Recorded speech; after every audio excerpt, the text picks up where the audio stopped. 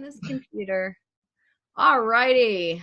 Hey there, everyone. Welcome to Tea with Dr. Tiffany. I am your naturopathic doctor host, and this is my show where I get to reconnect with colleagues and friends and maybe even some famous people and just see what they're doing in their lives to stay healthy.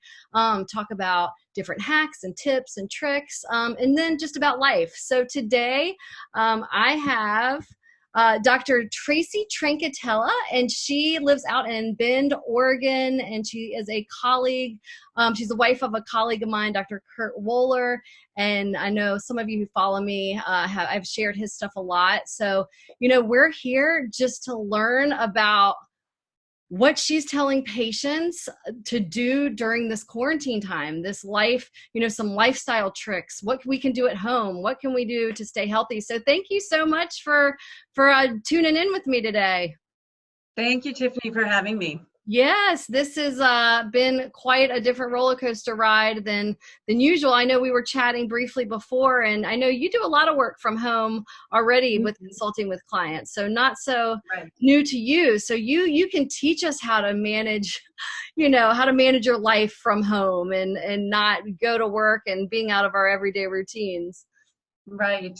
Well, I know that because I do a lot of work from home, you have to create some structure within your own life at home. And I think that can be difficult for some people because for them, home is a place of rest and relaxation and not a lot of work. So when we're forced to work at home, we almost have to impose this external structure in our home lives and create space for work. So if you have a space to work, that's great. But for a lot of people out there, they're home with everybody, and it's hard to find some peace and quiet. You've got kids in the house. For people who have younger kids, it's really challenging. So, if both mom and dad are home, they're going to have to kind of switch hit and watch the kids so that, one of them can go off and get some work done. But, for me personally, in conducting work from home, I have to create a structure and a routine to my life. I can't just sort of let things happen because it doesn't happen if you do that. So often we know that when we go into our workspace, if we leave the house and go to work, that's the space for work. That's what we do. And that's where we can focus on that aspect of our life. But when we're at home, your work life and your personal life get all intermeshed. And so it's hard to create those boundaries to establish space for both. So what I try and do is create a schedule for myself every day and have a list of things that I need to get done and try to work within some kind of external structure so that I actually do get things done. And try not to do too many things that are home related, like doing my laundry while I'm working and that kind of stuff. You just really can kill a lot of time. So also just creating space to do it and having a desk or some place that's a corner where you can say, okay, this is where I work now. This is my space where I try to focus and get some things done. That can be very helpful. Yeah. So walk us through like a sample of like a daily schedule that you would have or you would recommend for people out there that are transitioning to working from home and balancing family and life. So, I know for me, I'm most focused in the morning when the house is quiet. So I try to get up early enough before my kids. I have older kids. They're in high school and college, and they're home right now because they're having to do school online. So it's a lot different than having younger kids that you're having to keep entertained. But for myself, I try to get up early enough when the house is quiet, and I go right to my desk when I'm focused and try to take care of a lot of the little extraneous things that I don't want to be bothered with later in the day so I can do more focused work. So for me, just getting up and going right to my desk when I'm really clear and focused helps me to not only get some things done that I need to clear away, but to also think about what I need to get done that day. And so that can be helpful. And, so there's usually time cut out that I'm doing consults or where I'm on the phone with people. So I have to have it quiet. So I just try and make sure that I'm in the right space for doing that. So it's not so noisy, it's just dealing with the everyday issues of an active household. So tell people, I didn't really give you much of an introduction with what you're naturopathic doctor. Tell people what you specialize in. Well, I would say it's more general naturopathic medicine, but as you have probably found in your own practice, you see a lot of women because they seek out health care more than men a lot of the times. So as a result of that, I do a lot with hormones, thyroid, adrenal, sex hormone imbalances, deal with a lot of digestive issues, autoimmune issues. That seems to be the primary focus of my practice. And I always feel like if you can get somebody's hormones balanced and you can get their gut functioning properly, a lot of their other issues tend to resolve. Yes. So that's a big focus. You're getting to the heart of the issue and trying to take care of core problems. And then a lot of their other extraneous problems seem to kind of resolve on their own. And then just working on diet and lifestyle issues, dealing with stress, improving your diet, exercise, all of those things that we know are part of a healthy lifestyle that contribute to good health. So really it's a lot of education too. So what are you telling your patients right now with the COVID-19, with the quarantine? The stress is up. People, and I've talked to a lot of patients as well, anxiety's up. They're not sleeping well. What do you recommend for your patients? So again, going back to just trying to create a schedule for yourself, trying to create some normalcy in this very abnormal, unusual, unpredictable time. It's in terms of stress management, we have to focus on the things that we can control. There's so much out there that we can't control, and that creates a lot of stress. And that's kind of the definition of stress. An event is stressful when we feel like we don't have control over what's happening and when it's going to end. So that's really big right now. So we have to focus on the things we can control. And our world for ourselves personally has gotten so small. We're all residing in our homes and we're all kind of isolated. So we have to focus on the things we can control about trying to get enough sleep, trying to get exercise, trying to eat healthy, trying to see that the people that are in your space with you, your family, are well cared for, and being able to communicate with other people outside of your home, knowing that we're all in this together. That kind of helps relieve some of the stress. We're all in this together. But again, going back to just controlling the things that we can control, taking care of your physical body, taking care of your mental health, your physical health, your spiritual health, and your emotional health. We all have the opportunity to kind of do that now. We have some extra time. For those of the people who work outside of the home, they're not having to get up, they're not having to commute, they're not having to travel. They have a lot more time at home, and perhaps it frees up some time for them to focus on maybe improving their health and maybe taking a different course in their life in that way. So I like to focus on like instant rewards and hacks and tips. So if there was one thing you could tell people out there listening, like if you're feeling really stressed and overwhelmed, like this is one thing that I think you should do or focus on and give it a shot that you have had really good results with your patient, getting relief from that feeling of doom or those constant thoughts that, we all have these racing thoughts and doom and sleep and anxiety and the worry. Like, do you have any hacks or tips that you recommend that people can try? Yeah, I think exercise is a big thing. A lot of people are used to leaving their home to exercise, whether they're going to a gym or a club or a studio.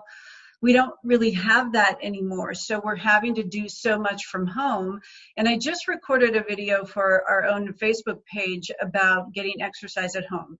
And this is something that I have done for like the past 10 years because of when my kids were younger, I didn't want to leave the house. I didn't want to put them in any kind of care facility at a gym. So I just found things online that were useful that I could do at home that required little to no equipment and that were really, really good. And what I've learned through this process is that it only takes a little bit of time and space to get a good workout. And that could completely change your perception of what's happening. Exercise is a stress reliever. It increases endorphins. It makes you feel better. You get more circulation to your brain. It's been known to improve depression and anxiety. You just feel better after you exercise. And it kind of lifts you up to the point where you feel like you can deal with those daily stressors better. And it's something you have complete control over, whether you do it or not. So I use a lot of the Beachbody programs. You can go to Beachbody on demand, and for like $10 a month, you can have access to many, many different programs. So there's usually something for everybody. And so I just say, go and explore and just commit to doing that once a day. You can get a workout in 20 minutes, and then you're done and you feel better. Yeah, that's awesome. What Yeah. about for sleep? I know exercise can help people sleep better, but do you have any tips or hacks that can help people sleep? Well, I think the usual stuff, we always talk about sleep hygiene and preparing your body to go to sleep at night, like turning the lights down in the house. Because people are home, they're not on such a rigid schedule, so they're staying up later probably, and they're, indulging in Netflix and binging on shows, and so they've just sort of lost track of, day and night. And it's very easy to do that when we have access to screens 24/7. So again, it's maintaining a schedule and maybe turning the lights down in your house, turning the news off for sure. Maybe watch the news early in the day so you have a chance to process and get rid of that. And then as the day goes on, do other things that are self-nurturing. And so you can move away from the distraction and stress of the news. But turning the lights down, maybe drinking some herbal tea, connecting with your family, not doing a lot of screen time before bed, using herbs and other things that help you to relax, and, just connecting with your loved ones, I think, where you feel secure and you've got each other through this stressful time can certainly help to relieve some of the anxiety. Mm-hmm. Yeah, I think just like you were saying in the beginning, having a routine and a structure to your day, because every day is like Groundhog Day over and over. You got to Yeah. create that routine, but same thing at night. And I've been teaching patients that too. It's like, okay, when, set an alarm. I think it's great at, 9:30, the alarm goes off, turn off the TV, turn off the phone, get off social media, and then start your nightly routine. That's when you make your tea, or that's when you take a hot Epsom salt bath, or that's Right. when you start this, you have wash your face, brush your teeth, read a book. You kind of go, I've really been into some audio books, and that's part of my routine is Right. listening to an audiobook like as I'm getting ready or in a hot bath. And it's it definitely can be super. I don't know, I can't imagine not having that. Right. I would agree. I mean, I like to take a bath every night, and I encourage, well, men aren't into taking baths as much as I women know. are. So I try to encourage at least the women in my practice, which is the majority of my practice, to take a hot bath at night. And as you say, do some Epsom salts, because it's kind of like what we would do with our kids when they were really little. We were kind of like prepping them for sleep. There was a nighttime routine that allowed them to kind of mentally ready themselves for sleep. Yes. We didn't just like put them to bed and expect them to fall asleep. We had a routine. And I think it's helpful for adults too, because it signals to you both physiologically and mentally that you are getting ready to wind down. You are getting ready for sleep. And so we have to acknowledge that it's very hard to go to sleep if you've been actively engaged in something that requires a lot of mental energy, and then think that you're just going to jump into bed and fall asleep. Your brain will just start to spin, and then it's terrible. What else are you going to do in the dark when you're just alone there with your thoughts and you start spinning and everything seems so much bigger and worse than it really is? And you wake up in the morning and you're like, what was I so worried about last night?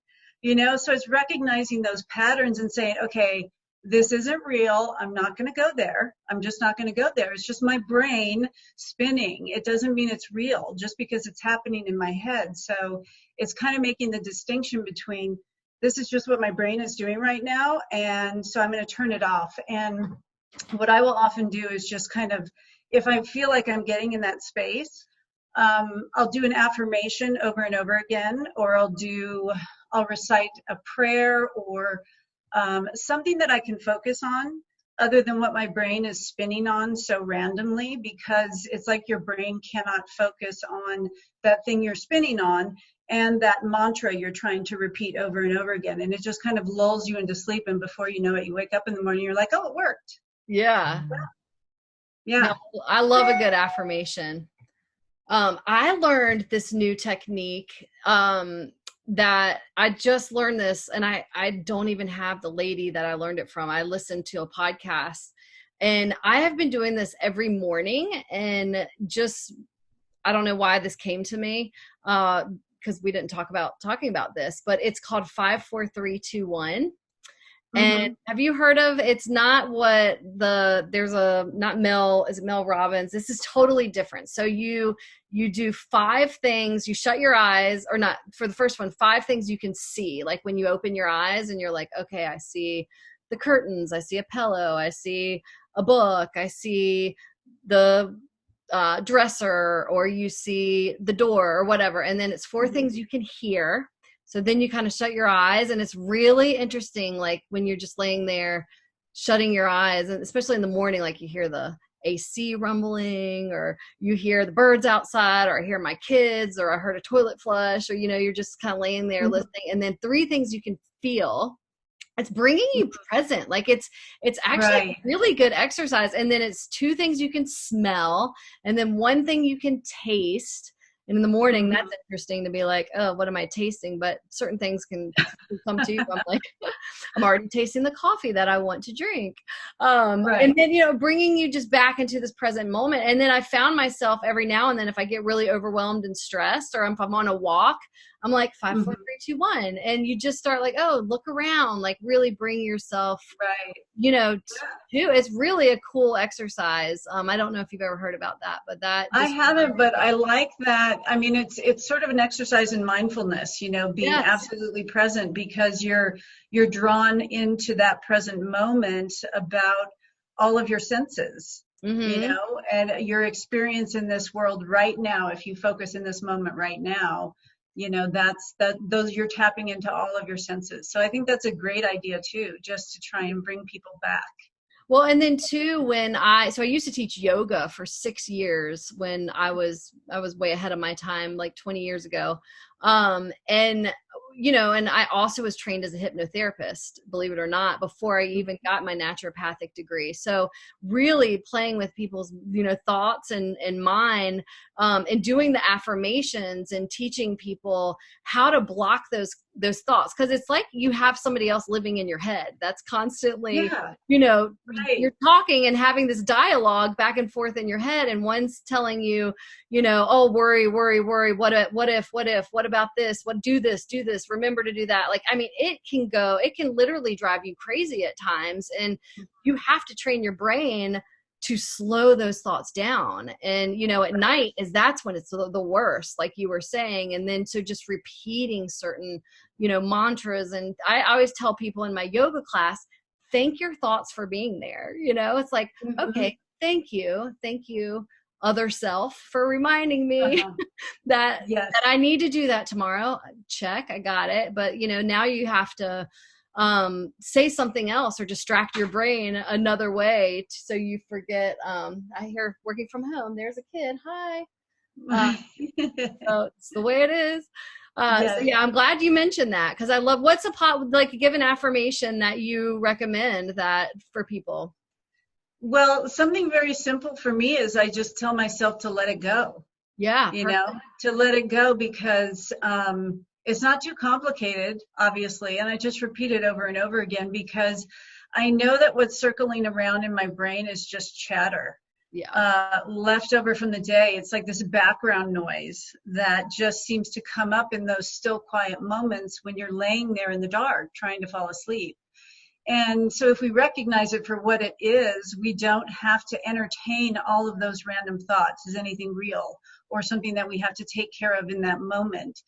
I always tell my patients, you're not going to solve any problems in the middle of the night, so you might as well just let it go and wake up in the morning and deal with it then, if it's still an issue. And most of the time it's not an issue. It was just your brain, circling around. So I will just tell myself to let it go. and breathe. And the only prayer I've ever memorized was the Lord's Prayer for whatever reason. Like, years ago, I just memorized that prayer, and I will say that over and over again. And when I find myself like faltering or I can't remember the next phrase, I know I'm starting to get sleepy. And so, for that reason, it's long enough that I start to drift off sometimes before I've even gotten through one recitation of the prayer. So, Do you remember The Sound of Music? Yeah. Okay, so you remember the song, I don't even know the name of it. It's like raindrops on roses and whiskers on kittens. So I don't know who taught me this a while ago, but if you sing that song to yourself and imagine so you just imagine raindrops on roses, and like, how beautiful is that? Right. These visual. beautiful visions. I mean, when you're going to look at the song totally different now, and sing it. So raindrops on roses and whiskers on kittens and bright copper kettles, and warm woolen mittens. So you just start singing that song and you imagine those things. So I find myself doing that a lot. Like in the middle of the night, if my mind goes crazy, I start singing that song. And imagining those things. But I've taught that to a couple patients, and they're like, it really works. Like, it's great to put those positive visions in your head, and distracting the chatter. So yeah, you might need to look up all the lyrics to that song, but it's a good one. It's very visual. Yeah, I'll have to do that. Maybe I'll try that tonight. If I'm having difficulty falling asleep, I'll give it a shot. Crazy. So, just because we are in this crazy, this is a crazy time. I know you're really used to working from home, and this is new to me. So give me any other tips you have. Now I have younger kids. I have a 3-year-old and a 8-year-old. And I know a lot of my patients out there have younger kids, and we're trying to balance this. And my husband and I are in a really good routine. But for any parents out there that are working from home or trying to balance this new quarantine juggle, you're seasoned, I feel like. So we got the routine down. We got, especially having, a nightly routine as well.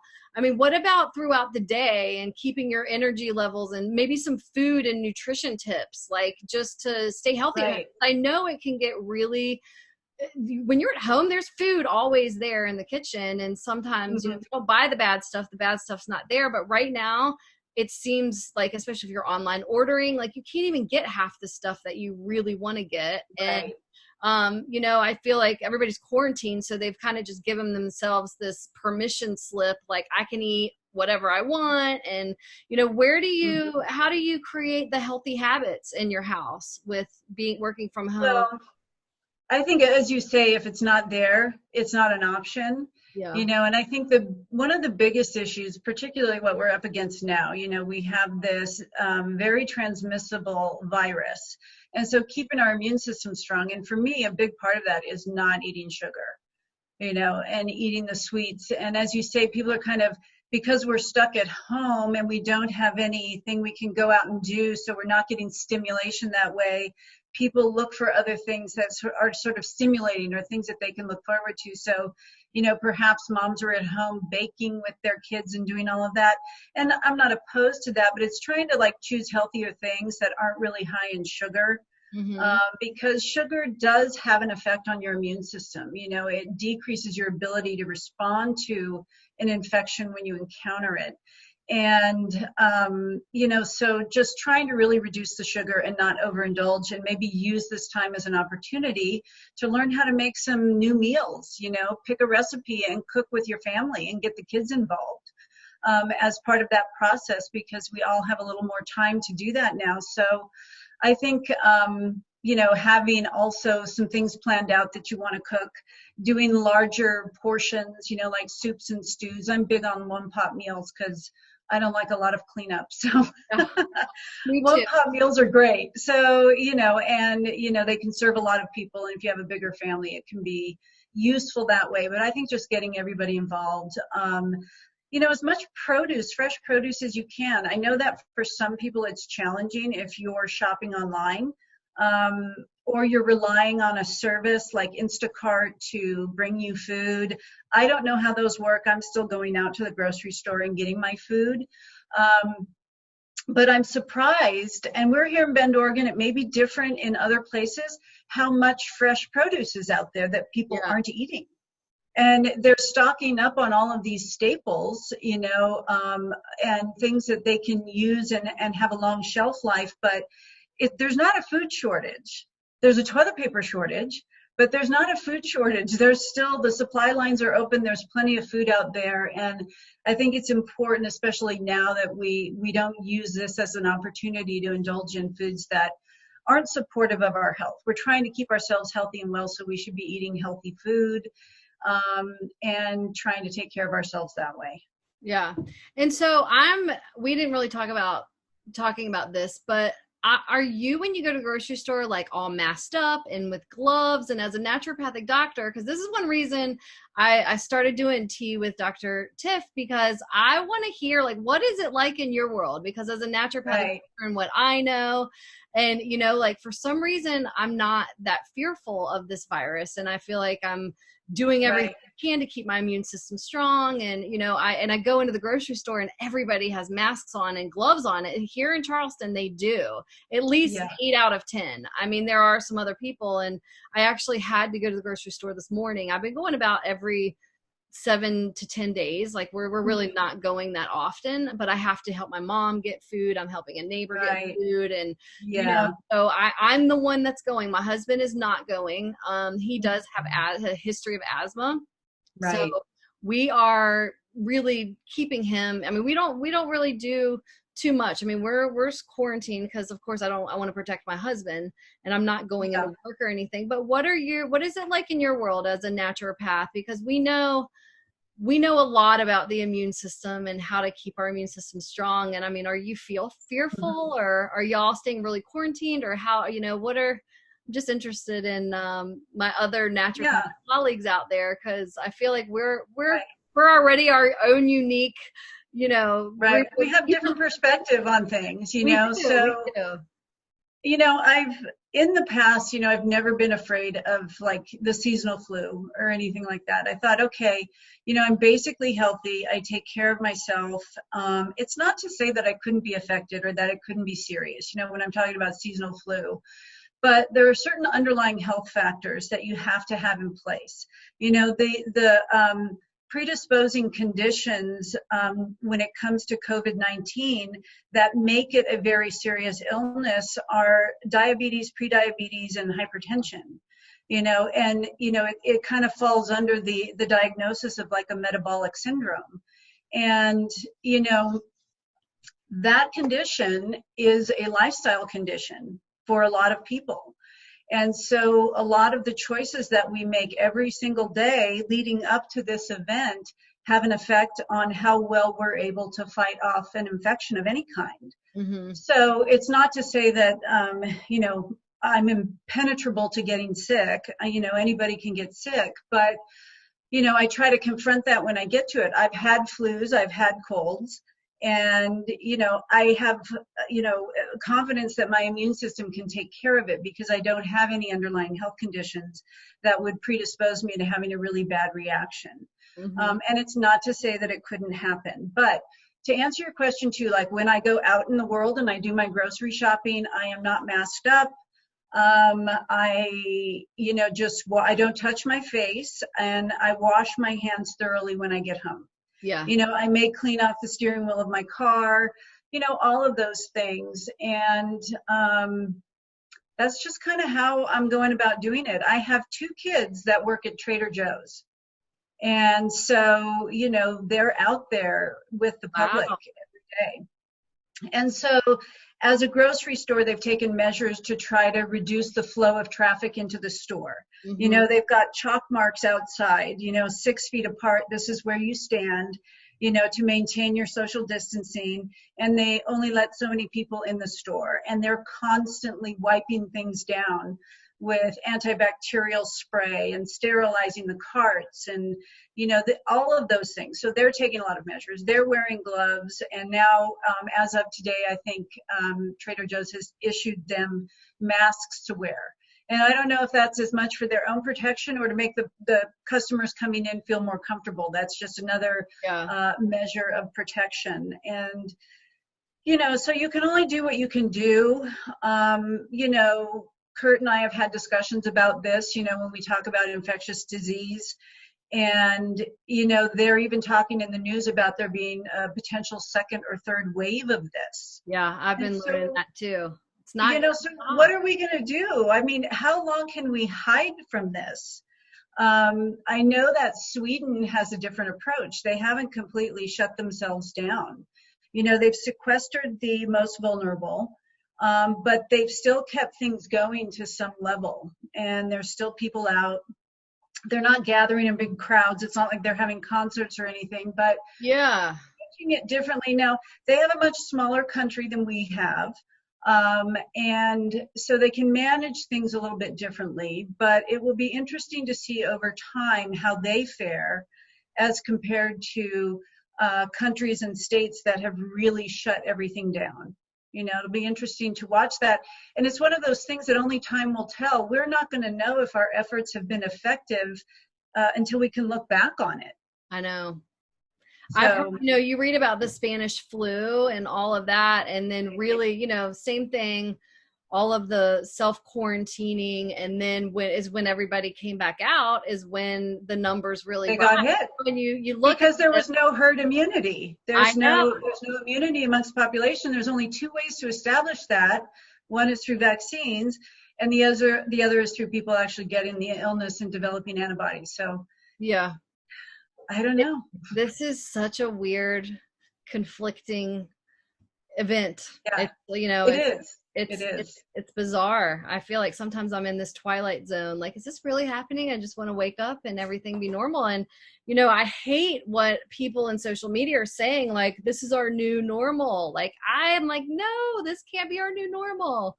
What do you think of that saying? I think there's people out there that think that this is a moving into of a new way of living, so kind of in same line of thinking as like this new normal. But I don't know, I feel uncomfortable with that idea because this whole idea of social distancing, with social media, with all of this stuff, there's already a lot of lack of face-to-face, real face-to-face interaction with people. We've lost that.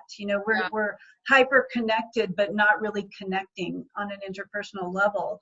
And, because of all of this, it's even more so. The economy. It seems for some people frivolous to talk about the economy, but that affects every single one of us. Oh my gosh. And people losing their jobs and people stuck at home. How do they buy groceries? How do they pay their bills? How do we function in this space, when everything is shut down? And that's the thing that really concerns me is the long-term consequences of all of this. The ripple effect goes out so far that I'm just deeply concerned about what the consequences are going to be, especially for those who are most vulnerable economically, who are living on the edge already. I know. That's scary. That's really scary. It is. And there's no answers right now. So no, there's not. What can you do? You're shamed if you're out in public or you're, trying to at least derive some income from something. And so I don't know what the answers are. Well, all I'm trying to do is I have had patients that have had to call and cancel their program and they can't, do things anymore. And I'm like, I totally get it. But you know what? Yeah. I'm going to show up for you. Money doesn't matter right now. And that's why I wanted to do these videos too, is just what, my goal and mission is just to educate people, be there, help support them. That brings me joy right now. People don't have money and can't pay a ton for, I charge a decent amount for my consult. I'm sure you do too. And I'm still wanting, I still have patients coming in, but for my other patients, I'm I'm not going to let money for the next month or two, stop me from caring for you, right. know? So Right. it's funny, like I never thought I would ever have to do that, but we're at this point, I'm like, what can we do? What can I do? Right. Okay, I can be there for you. That's all I know that's all I know to do. So I want to Right. learn more. And that's why I'm reaching out to all of my colleagues and like yourself and even just friends. And, I have a couple connections with some famous people. I don't know if I'm going to be able to get them on my call, but I want to like see what's going on in these people's lives and learn more and be able to share more with people. So I really appreciate you coming on and taking time out of your day to do this call. So is there any last minute thing you want to leave us with? I think it's important for us to, just to get creative, like you're doing with your patients. And knowing that people are out there, they're struggling. And if there's anything we can do to reach out, to help somebody, help your neighbor, help a friend. Is there something that you can do for somebody else? We always feel better if we can reach out and help somebody. So that is another way of extending ourselves in any way that we can to help somebody, just knowing that we're in this together and that through all of this, people are the most important thing, supporting one another. Absolutely. Family, Yeah. neighbors first. Yeah. I mean, Absolutely. that's all you have, Right. people The connected. people. Yeah. Well, it was so nice of you to join me. Thank you so much for some tea with Dr. Tiffany. And we'll have to do this again soon. Right. All Thank you, right. Tiffany. It was a pleasure talking to you. If people want to follow you and look you up, what's your website? And do you have a social media like handle? We have our practice website is mysunrisecenter.com. And we are on social media. We're on Facebook. You can just look up Sunrise and you will find us there, or through my name, Tracy Tranchitella. I don't know if you have a spelling up there. It's a long last name. I'll put it in the post. Okay. All right. Yeah, Well, thank awesome you. to see you. Take care. Okay, you too. Bye-bye.